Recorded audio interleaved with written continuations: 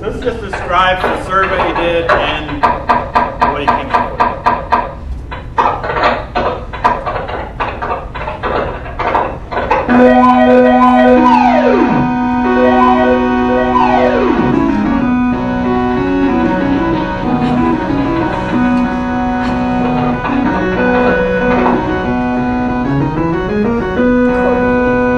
When a graduate student takes an online course, they join a community inside that classroom.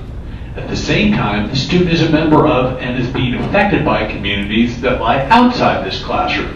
For instance, the class and the graduate student belong to an academic department, which has its own community independent of and outside of the class.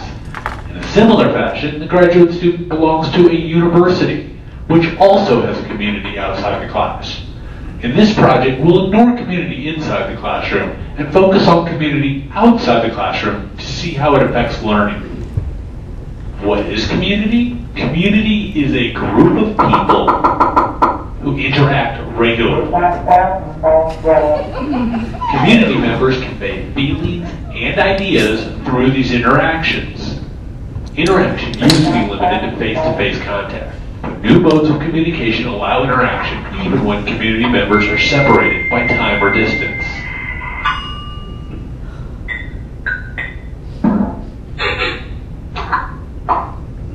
The mode of communication shapes the information that reaches our senses. This means that the mode of communication affects the feelings and ideas a community shares. So why is community important? Researchers have shown community interaction positively affects learning.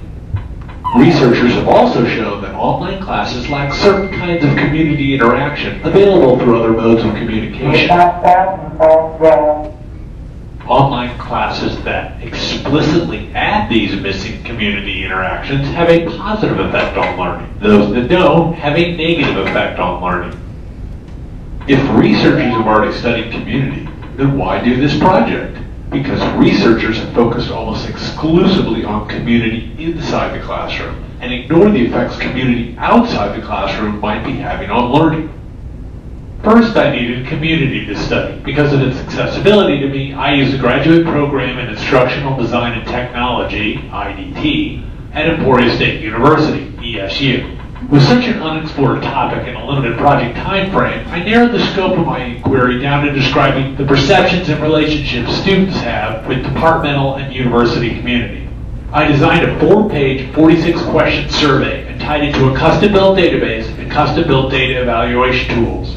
Using email lists provided by the IDT department chair, I emailed currently enrolled and graduated IDT master's level students and invited them to complete the survey.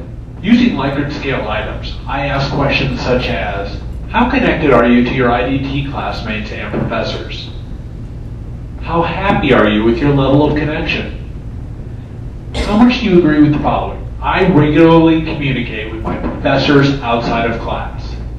For both departmental and university community, I wanted to find out, 1, how connected did respondents feel to these communities? 2, were they happy with these levels of connection? And 3, how often did they interact with other community members outside of the classroom?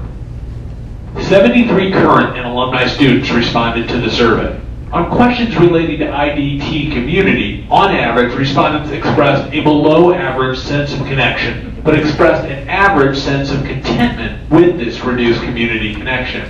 Respondents contacted professors outside of classes more often and were more likely to develop long-term friendships and professional relationships with professors than with their own classmates. Though a higher interaction was expressed towards professors, this interaction still was below average. Evaluating the same IDT community data and separating respondents into 2 groups, those who had taken all their classes online and those who had 1 or more credit hour of face-to-face instruction, produced notable results. Just a minimal amount of face-to-face contact significantly increased departmental community. Regarding university-level community, respondents reported being even more unconnected to ESU than to IDT, but moderately tolerant of that fact.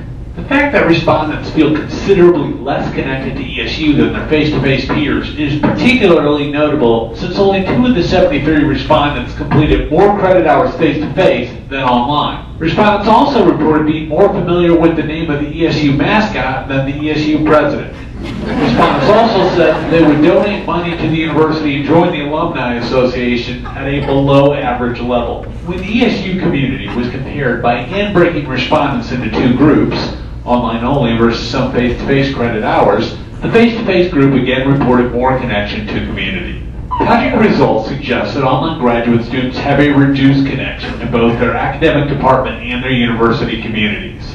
A logical next step would be to examine how decreased community outside the classroom might be affecting learning. Different learners will want and need different levels of community. But if the future of online education is to service all learners and not just those who prefer less community, then this topic of community outside the online classroom needs to be more thoroughly researched. The end.